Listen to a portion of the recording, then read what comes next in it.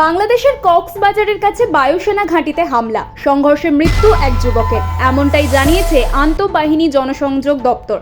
বাংলাদেশের সংবাদ মাধ্যম সূত্রে খবর, কক্সবাজার বিমানবন্দরের কাছে বিমান বাহিনীর নির্মাণাধীন ঘাঁটিতে হামলা ও ইটপাটকেল ছোড়ার ঘটনা ঘটেছে। বেশ কয়েক রাউন্ড গুলিও চলে। সেই গুলিতেই মৃত্যু হয়েছে শাহাব কবির নাহিদ নামে এক যুবকের।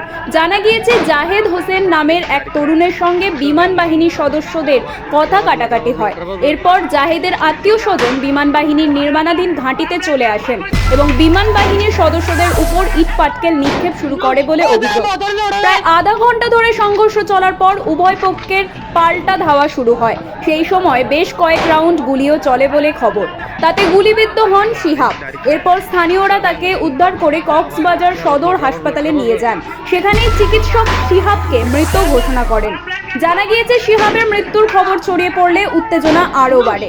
স্থানীয় লোকজন লাঠি সোঁটা নিয়ে বিমান বাহিনীর ঘাঁটির দিকে আসতে থাকেন।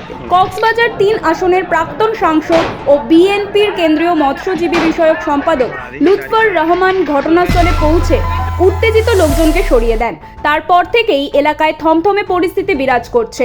ঘটনাস্থলে অতিরিক্ত পুলিশ মোতায়েন করা হয়েছে। এ নিয়ে কক্সবাজার সদর মডেল থানা ওসি মোহাম্মদ ইলিয়াস খান জানান, পরিস্থিতি এখন স্বাভাবিক। ঘটনাস্থলে 50 থেকে 60 জন পুলিশ সদস্য রয়েছেন।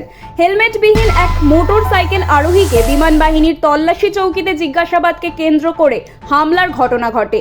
এরপর আইএসপিআর এক বিবৃতি দিয়ে জানায়, কক্সবাজারের কাছে বিমান বাহিনীর ঘাঁটিতে বেশ কয়েকজন দুর্বৃত্ত অতর্কিত হামলা চালিয়েছে। ব্যুরো রিপোর্ট, আর ভেনাম নিউজ।